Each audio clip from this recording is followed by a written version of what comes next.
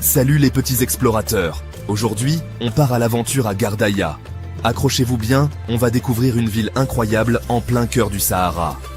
Gardaïa est située dans le sud de l'Algérie, dans la magnifique vallée du Mzab. C'est un endroit tellement spécial qu'il est classé au patrimoine mondial de l'UNESCO. Pourquoi Gardaïa? Eh bien, pour son histoire passionnante, son architecture unique et ses traditions super riches. Mon voyage a commencé avec une simple carte. Imaginez, on part d'Alger, on traverse les montagnes et on arrive dans le désert. Chaque étape était une nouvelle aventure. Arrivé à Gardaïa, le premier truc qui m'a impressionné, ce sont les maisons. Elles sont construites en pierre et en terre, avec des toits plats. Leurs couleurs ocre et beige sont parfaites pour la chaleur du désert. J'en ai même dessiné une dans mon carnet de voyage. Ensuite, je me suis baladé dans la Médina, un vrai labyrinthe de petites ruelles, avec plein de marchés et de boutiques. J'ai trouvé des bijoux, des poteries, des tissus et des épices magnifiques. Les habitants de Gardaïa sont surtout des Mozabites. J'ai appris plein de choses sur leurs traditions et leur façon de vivre. Les femmes portent souvent des voiles et les hommes des gandouras. Leurs marchés sont colorés et animés, avec des produits locaux comme des dattes, des fruits secs, des tapis et des poteries.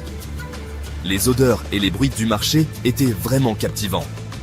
Le désert du Sahara, c'était une expérience inoubliable. Des dunes de sable à perte de vue. J'ai même fait une balade à dos de chameau. La chaleur, le silence et la beauté du désert, c'est difficile à expliquer. J'ai aussi découvert la musique et les danses traditionnelles berbères. La musique était envoûtante et les danses fascinantes. Et les repas, le couscous, le méchoui et les délicieuses dattes, un vrai régal. L'ambiance était super sympa. À la fin de mon voyage, j'ai repensé à tout ce que j'avais vu et appris. J'ai été impressionné par la beauté des maisons, et j'ai adoré marcher dans le sable chaud. J'ai aussi compris comment les habitants vivent en harmonie avec la nature du désert. Pour terminer, j'ai ajouté des dessins de paysages, de bâtiments et de gens en costumes traditionnels dans mon carnet.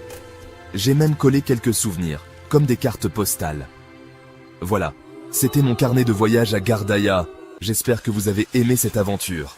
À bientôt pour de nouvelles découvertes.